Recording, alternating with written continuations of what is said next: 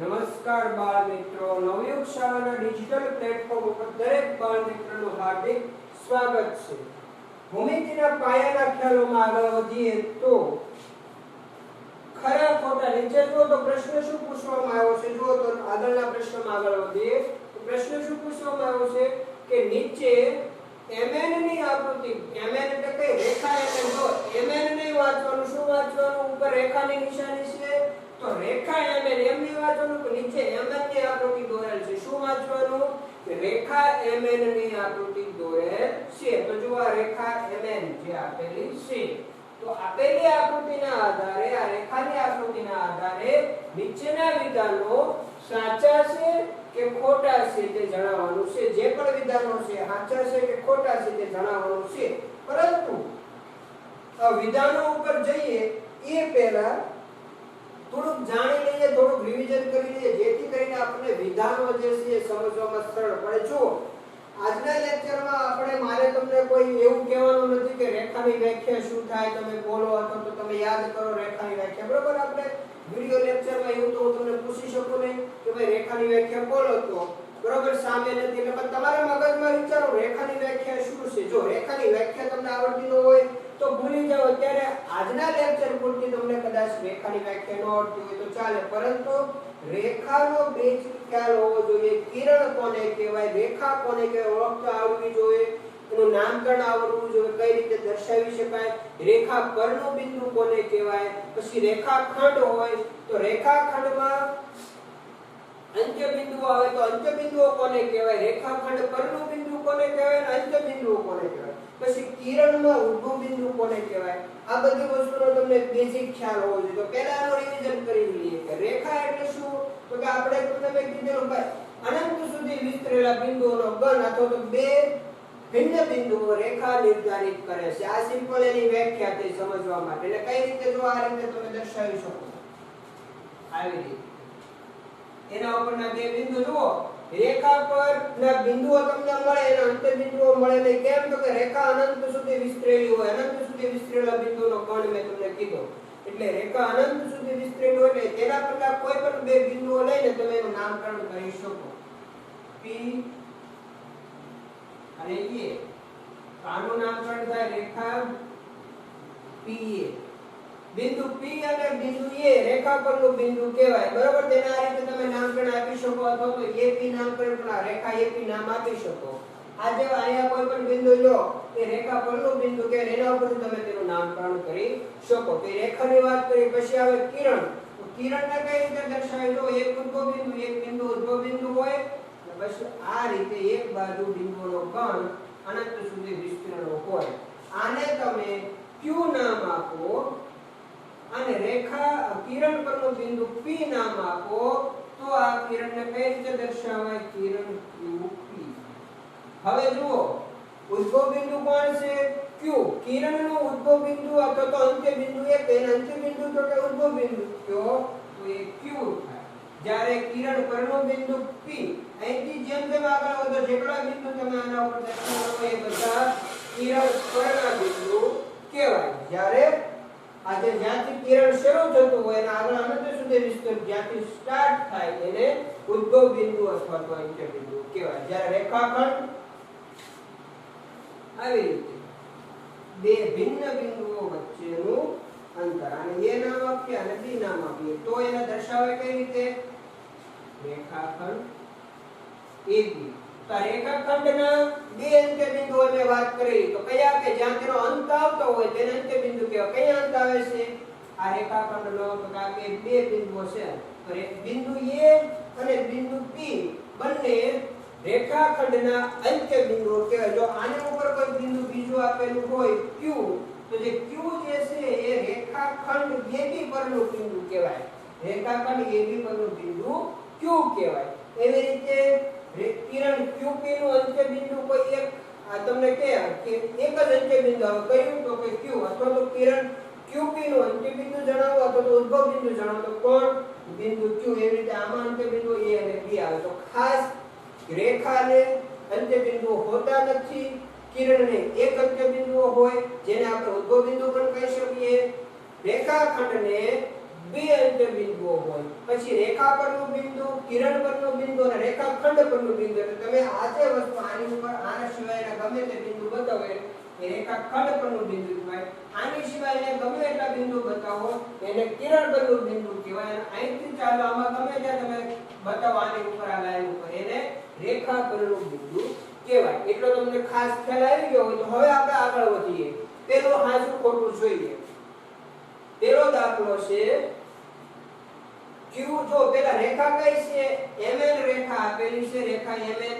એના ઉપર જો તો કયા બિંદુઓ, ટોટલ 5 બિંદુઓ આવે એની દર્શાવ્યા છે. 1 2 3 4 અને 5. આ રેખા ઉપર 5 બિંદુઓ નિર્દેશિત કરેલા છે, દર્શાવેલા છે. બિંદુ Q, બિંદુ M, બિંદુ O, બિંદુ N અને બિંદુ P. એટલે પહેલા ખાસ જોઈ લેવાનું રેખા કઈ રીતની આપેલી છે, પછી સાચા ખોટા જોવાના. જો તો પેલું બિંદુ Q, M, O, N અને P એ રેખા MN પર આવેલા છે. જુઓ તો 1 2 3 4 અને 5 બિંદુ કીધા છે કે આ બધા રેખા MN પર આવેલા છે. આ વિધાન સાચું છે ખોટું? જુઓ તો બિંદુ Q આવેલું છે, પેલી બાજુ મેં કીધું રેખા પરનું બિંદુ કોને કહેવાય? આ રેખા MN. આ રેખા MN એટલે આખી રેખા MN. તમે નામ તમે ગમે તે MN રેખા કહી શકો, અને રેખા QP કહી શકો, રેખા OP કહી શકો, રેખા NP કહી શકો. એ આખી અનંત સુધી વિસ્તરેલી જ હોય, બરોબર? તો હવે બિંદુ Q આપેલું છે, કયું મેં કીધેલું એ રેખા પર અહીંથી આ બધે ગમે ત્યાં બિંદુ જો, અહીંયા એક બિંદુ, અહીંયા એક બિંદુ ધારેલું અને બીજા નામ આપો B, C. તો આ બધા રેખા પરના જ બિંદુ. ભલે રેખા P એ નામ આપ્યું, પરંતુ આ B અને C એ રેખા P પરનું જ બિંદુ કહેવાય. તો અહીંયા જુઓ તો બિંદુ Q છે રેખા MN ઉપર, તો કે હા આ રેખા ઉપર આવેલું છે. M જો M અહીંયા આવેલા છે. O તો કે હા O પણ અહીંયા આવેલા છે. પછી તો કે N તો કે N પણ અહીંયા આવેલા છે. પછી P તો કે P પણ રેખા પર આવેલું છે. તેથી આપણે કહી શકીએ કે બિંદુ Q, બિંદુ M, બિંદુ O, બિંદુ N અને બિંદુ P એ રેખા MN પર આવેલા છે.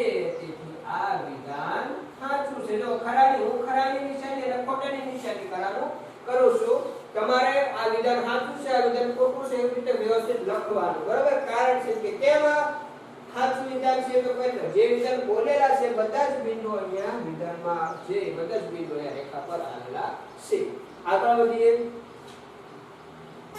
M બિંદુ જો M O અને N કીધર જુઓ. ખાસ આ બધા જ ખરા ખોટા જે છે એ તમારા પાઠ્યપુસ્તકના છે. તો ખાસ વિડિયો સ્ટાર્ટ કરો ત્યારે પાઠ્યપુસ્તક લઈને બેસવાનું. ક્યાં દાખલો આપેલો છે પાછો તમારે જાતે શોધવાનો હોય. બધું હું કહી દઉં તો તમે સવાલ શું થઈ જશો. એટલે તમારે ખાસ દાખલો શોધવાનો, સાથે સાથે લખતું જવાનું છે, બરોબર? હવે જુઓ તો B, બિંદુ M, બિંદુ O અને N એ રેખાખંડ MN પર આવેલા છે. રેખાખંડ MN એટલે જુઓ રેખાખંડ MN, રેખાખંડ કોને કહેવાય? કે બે ભિન્ન બિંદુઓ વચ્ચેનો અંતર. કયા બે ભિન્ન બિંદુ? તો કે જે નામ આપેલું હોય, નામ પણ નિવડાયેલ બે ભિન્ન બિંદુઓ હોય. તો કે રેખાખંડ MN. તો આ જુઓ તો રેખાખંડ MN લખી નાખો. અહીંયા લખું છું આ રેખાખંડ M, આ N અને આ M. વચ્ચે M થી N ની સુધી આ O આવેલું છે. જો આ આકૃતિને મેં અહીંયા ઉપર ટ્રાન્સફર કરી છે, બીજું કંઈ નથી કર્યું, બરોબર? આજે આકૃતિ રેખાની છે, ખાલી ઉપર મેં તમને ટ્રાન્સફર કરીને દર્શાવી છે. તો જુઓ તો રેખાખંડ આ M અને N, અહીંયા શું કીધું? રેખાખંડ MN પર આવેલા છે. બિંદુ M, O અને N એ રેખાખંડ જુઓ તો રેખાખંડ MN ઉપર બિંદુ M, N અને O આવેલા છે. આ બે રેખાખંડ ઉપર બધા બિંદુ M, O અને N ત્રણેય આવેલા છે. તો આપણે કહી શકીએ કે રેખાખંડ MN પર M, O અને N આવેલા છે. આ વિધાન પણ સાચું થશે. હવે ત્રીજું જુઓ તો કે M અને N એ રેખાખંડ MN ના અંત્ય બિંદુઓ છે. તો જુઓ તો રેખાખંડ કઈ રીતે? રેખાખંડ MN તો અહીંથી જો અમે ઉપર તમને દર્શાવી દીધો રેખાખંડ MN જો છે આમ ત્રાંસો થઈ ગયો છે, અને આ જ રેખાખંડ છે, બરોબર? તો અહીંથી આપણે આ કાપી નાખ્યો રેખાખંડ સાઈડમાં તમને મેં દર્શાવ્યો. કારણ કે અહીંયા હું આમ કરીશ ને તો અહીંયા બહુ ઘાટું થઈ જશે. તો બીજા હજી આપણે કઈ બે ત્રણ દાખલા નથી, ઘણા બધા દાખલા છે. એટલે સમજવામાં પછી આપણને તકલીફ પડશે. તો જુઓ તો આ રેખાખંડ MN દર્શાવ્યો M અને N. M N હોય, બરોબર? તો મેં તમને કીધું રેખાખંડના અંત્ય બિંદુઓ ક્યાં બિંદુઓ વચ્ચે રેખાખંડ ક્યારે બને કે બે ભિન્ન બિંદુઓ વચ્ચેના અંતર આ જે બે ભિન્ન બિંદુઓ હોય ને એ બે ભિન્ન બિંદુઓ જેના અંત્ય બિંદુઓ હોય. તો જુઓ તો આ m અને n એના અંત્ય બિંદુઓ છે. એટલે અંત્ય બિંદુઓ એટલે કે અંતના બિંદુઓ રેખાખંડ જ્યાંથી શરૂ થતો હોય અને જ્યાં પૂરો થતો હોય તે બિંદુ. તો રેખાખંડ અહીંથી શરૂ થાય છે એટલે m અને પૂરો થાય તે n બંને અંત્ય બિંદુઓ હોય. તો m અને n જો તો એમ જ કીધું છે m અને n એ mn ના અંત્ય બિંદુઓ છે. આ વિધાન સાચું. જો અહીંયા પણ મેં શીખવાડેલું કોણ અંત્ય બિંદુ કોણ રેખાખંડ પરનું બિંદુ બરોબર. તો જુઓ તો આગળ વધીએ. જુઓ અંત્ય બિંદુઓને રેખાખંડ પરના બિંદુઓ તો કહેવાય. તો સ્પેશિયલ જ્યારે તમને અંત્ય બિંદુઓ પૂછવું હોય ત્યારે m અને n અંત્ય બિંદુઓ થાય. તો એમ કીધું કે રેખાખંડ પરના બિંદુઓ કેટલા છે. તો ત્યારે રેખાખંડ પરનું બિંદુ ખાલી માત્ર હોય એક ન કહેવાય, m અને n ને પણ તમે કહી શકો. હવે આગળ વધીએ. પછીનો દાખલો d. તો d શું કહે છે? o અને n એ રેખાખંડ OP ના અંત્ય બિંદુઓ છે. હવે જો આ રેખાખંડ ભૂસી નાખીએ, બીજો રેખાખંડ લેવાનો છે. તો કયો રેખાખંડ? તો કે રેખાખંડ OP લેવાનો છે. અહીંથી ચાલુ કરીને આ રેખાખંડ લેવાનો છે. તો OP જો તો અહીંયા લઈ લઉં છું બરોબર. અહીંથી આ આકૃતિ અહીંયા ખેંચી લો.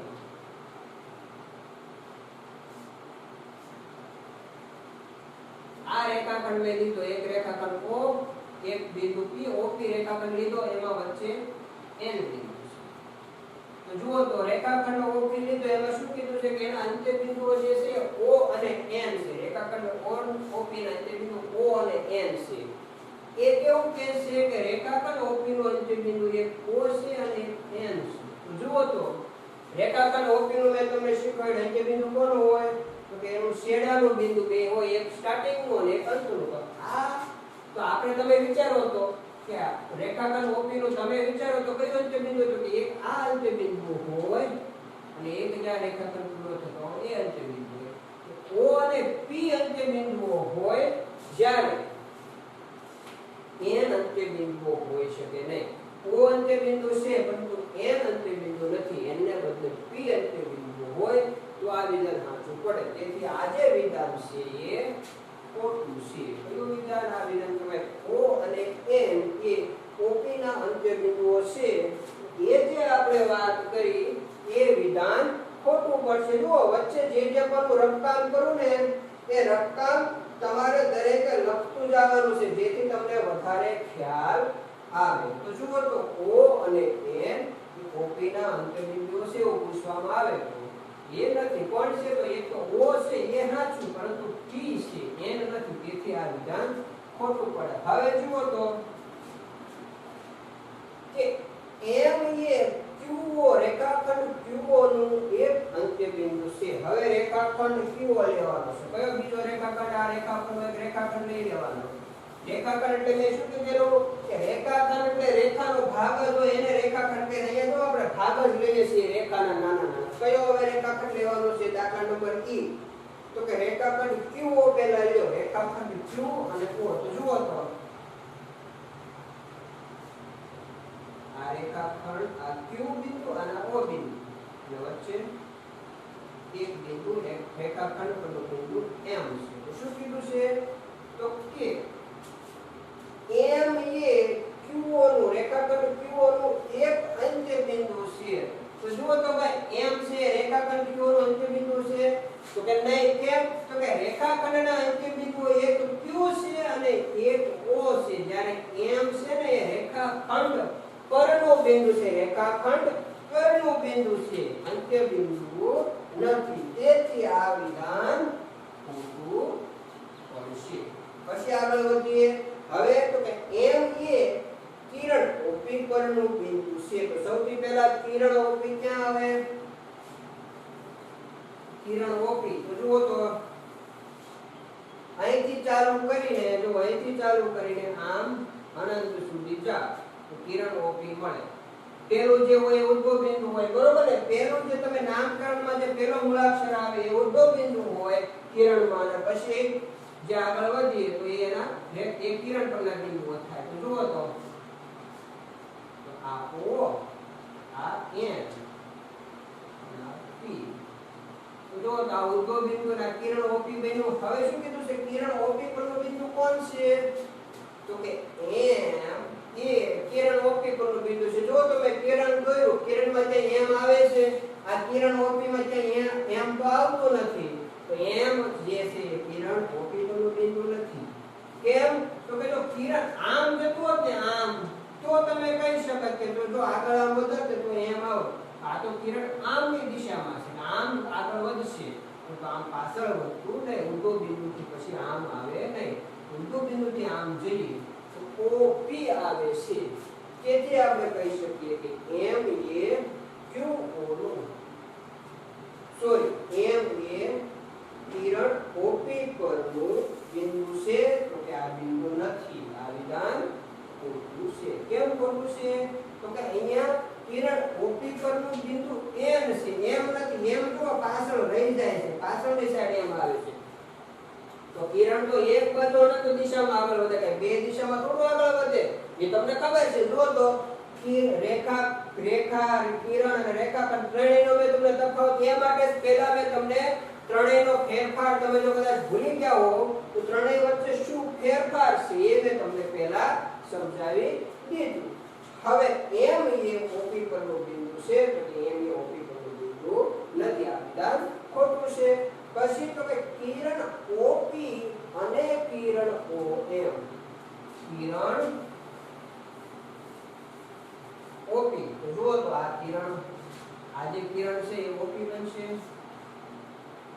ઓ પી અને એમ. પછી કિરણ ઓપી અને કિરણ ઓએમ આ જે કિરણ છે એથી આમ આવતો તો આ કિરણ ઓએમ બંને સમાન છે. એટલે તમે કહી શકો આ બંને જે છે સમાન છે કે તો સમાન કહી શકીએ નહીં. કેમ તો જો તો ક્યાં સમાન છે બંને કિરણો તો ભાઈ એક પેલી દિશામાં જાય છે એક વિરુદ્ધ દિશામાં. બંને વિરુદ્ધ કિરણો છે સમાન કિરણો નથી. તો આ વિધાન ખોટું આવશે. બરોબર છે. સમાન કિરણો હોય અને વિરુદ્ધ કિરણો હોય તમને ખબર પડી જાય ઓટોમેટિક. તમે આકૃતિ જોવો ને ત્યાં જ ખબર પડી જાય. બરોબર. જો આ શેડ મારાથી ઉપર આકૃતિ દોરાઈ ગઈ છે પરંતુ જો આની આ દિશામાં જો આ જે છે એ કિરણ ઓપી છે આમ જાય આ જે કિરણ ઓએમ આમ આગળ વધે કિરણ ઓએમ છે. બરોબર. તે બંને કિરણ એકબીજાની વિરુદ્ધ દિશામાં છે તેથી આપણે કહી શકીએ કે બંને કિરણો સમાન નથી. આગળ વધીએ ઓએમ અને ઓપી નું તો આપણે જી જોઈ લીધું. બરાબર. ઓપી અને ઓપી અને ઓએમ સમાન છે તો કે સમાન નથી. જુઓ એટલે સુધી આપણે દાખલા જોઈ લીધા. બરોબર. એને હું ટીક માર્ક કરીને આપું છું જેથી કરીને આપણને ખબર પડે. હવે તો કે H માં શું કીધું છે કિરણ ઓએમ એટલે આમ જશે આ એ ઓપી નું વિરુદ્ધ કિરણ નથી. એ હમણાં ઉપર જ શીખી ગયા. જો તો ઓપી અને ઓએમ બંને કિરણ હતા. કિરણ ઓપી જો આ કિરણ ઓપી છે. પછી કિરણ ઓએમ જે છે બરોબર અહીંથી જો અહીંથી કિરણ ઓએમ આ ઓ આ પી આ જે કિરણ છે એ ઓપી છે. જ્યારે આમ કિરણ જાય એ ઓએમ છે. તો જુઓ તો આ બંને વિરુદ્ધ કિરણો છે. અહીંયા શું કીધું છે તો કે ઓએમ એ ઓપી નું વિરુદ્ધ કિરણ નથી. તો આ વિધાન નથી એમાં ખરેખર શું થાય છે કે ભાઈ બંને કિરણ ઓએમ અને કિરણ ઓપી બંને એકબીજાના વિરુદ્ધ કિરણો છે. જ્યારે અહીંયા એવું કહેવામાં આવે છે કે વિરુદ્ધ કિરણો નથી તો આ વિધાન ખોટું કહેવાય. જો એ નથી અને છે નો ખાસ મતલબ સમજી લો. ભાઈ નથી એટલે શું કે વિધાન જે લખ્યું હોય એમ કીધું કે ઓએમ અને ઓએમ એ કિરણ ઓએમ એ કિરણ ઓપી નું વિરુદ્ધ કિરણ નથી. તો જુઓ તો વિરુદ્ધ કિરણ છે કે નહીં આકૃતિમાં જોઈએ તો બંને વિરુદ્ધ કિરણો ઓપી અને ઓએમ બંને વિરુદ્ધ દિશાના કિરણો છે. તેથી આપણે કહી શકીએ કે આ વિધાન ખોટું છે. બરોબર. આગળ વધીએ.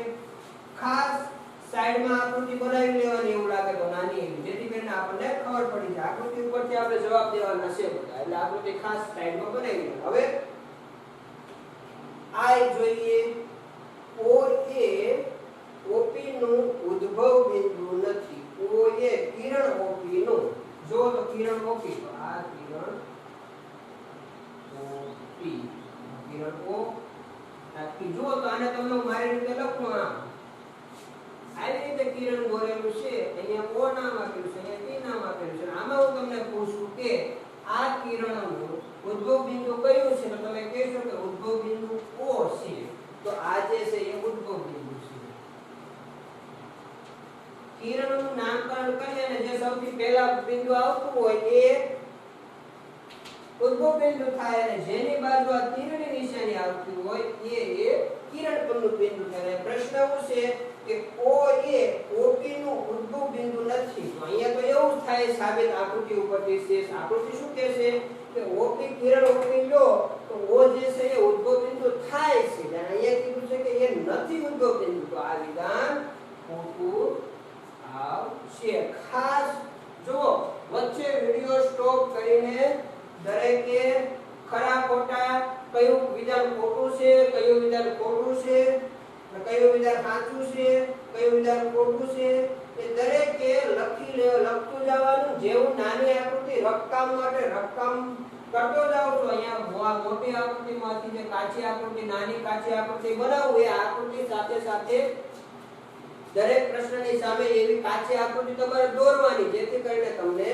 સમજાય આગળ વધીએ જો તો આ ખરું ખોટું શેનું ખરું ખોટું છે આ પ્રશ્નનું મેઈન પ્રશ્નનું શેનું ખરું ખોટું છે જુઓ તો કે n એ કિરણ np અને કિરણ nm નું ઉદ્ભવ બિંદુ છે જુઓ તો ઉદ્ભવ બિંદુ છે બે કિરણ પહેલા લેવાના છે કયું કયું કિરણ લેવાનું છે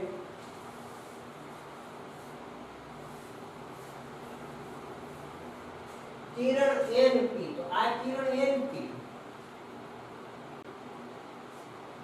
કિરણ np આ કિરણ np પછી કિરણ np અને કિરણ nm પછી તો અહીંથી કિરણ nm લઈ લો અહીંથી કિરણ nm નીચે લો બરાબર તો આ જે છે એ કિરણ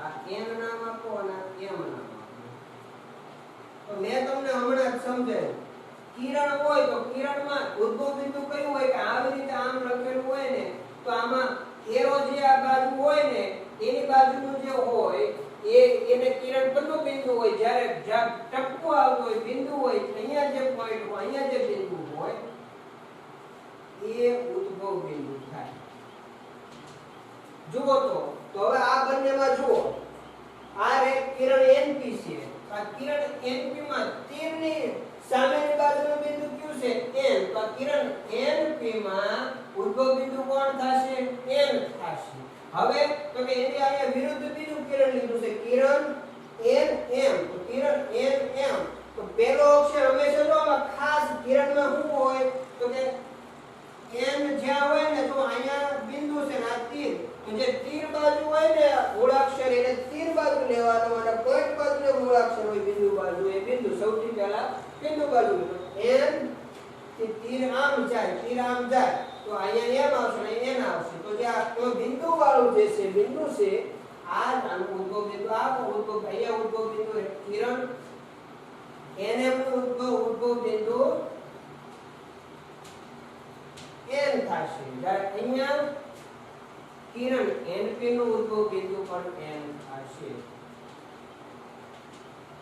તો આપણે કહી શકીએ કે n એ કિરણ np નું ઉદ્ભવ બિંદુ પણ છે જ્યારે nm કિરણ nm નું પણ ઉદ્ભવ બિંદુ છે તો આજે વિધાન લખેલું છે n એ np અને nm નું ઉદ્ભવ બિંદુ છે એ વિધાન સાચું બનશે ખરું બનશે કેમ તો કે શરૂઆત ઉદ્ભવ બિંદુ એટલે શું તો કે શરૂઆત કિરણની શરૂઆત જ્યાંથી થતી તો જુઓ તો શબ્દ તમે કિરણ np બોલો તો શરૂઆત np થી થાય છે np તો આ કિરણ જો કિરણ np અહીંયા પણ કિરણ લખેલું તો કિરણ qp આવી રીતે કે એનો અવરોધ જો કિરણમાં આપણે કિરણ pq એમ લખી શકતા નથી કારણ કે ઉદ્ભવ જે ઉદ્ભવ બિંદુ હોય ને એને તે લખતી વખતે મૂળાક્ષરમાં એ મૂળાક્ષર બિંદુ એ બિંદુને દર્શાવતું જે મૂળાક્ષર છે એ આપણે પહેલા લેવામાં આવે છે પછી જે તીર બાજુનું બિંદુ હોય એ તીર મૂળાક્ષર જે હોય તીર બાજુનું એ બિંદુ લેવાનું તો અહીંયા np કિરણ np લખેલું હોય તો એમાં ઉદ્ભવ બિંદુ n થાય ત્યારે આમાં કિરણ n m લખેલું છે તો એમાં પણ ઉદ્ભવ બિંદુ n થાય છે. તેથી આપણે કહી શકીએ કે n એ np અને nm નું ઉદ્ભવ બિંદુ છે. આ વિધાન લખેલું છે સાચું છે તો આ વિધાન ખરું. જો ખરા અને ખોટા કઈ રીતે ખરું ખોટું બને છે તમારે ખાસ જોઈ લેવાનું. કઈ રીતે દાખલો ગણવાનો છે આપણે ખાસ દરેક બાળ મિત્રોને યાદ રહેશે. ખાસ રેખા કોને કહેવાય, કિરણ કોને કહેવાય, રેખાખંડ કોને કહેવાય, આ બધું જો તમને ખ્યાલ આવતો હશે. રેખાખંડનું બિંદુ કોને કહેવાય, રેખાખંડ પરનું બિંદુ કોને કહેવાય, કિરણ પરનું બિંદુ કોને કહેવાય, કિરણનું ઉદ્ભવ બિંદુ કઈ રીતે નક્કી કરી શકીએ, આ બધું તમારે બેસિક જો તમને ખ્યાલ હશે તો તમને વ્યવસ્થિત રીતે બધું આવશે. જો મેં સાઈડમાં જે સમજાવ્યું ને એના જેવું જ આ બધું છે, કઈ નવું નથી. પરંતુ ખાસ તમને સમજણ આવશે, સમજશો તમે. પાછળના વિડિયો જે છે પહેલા 4 તાસ વ્યવસ્થિત તમે સમજેલા હશો તો જ આજના ખરા ખોટા તમને જો એક માર્કમાં ખરા ખોટા આવે.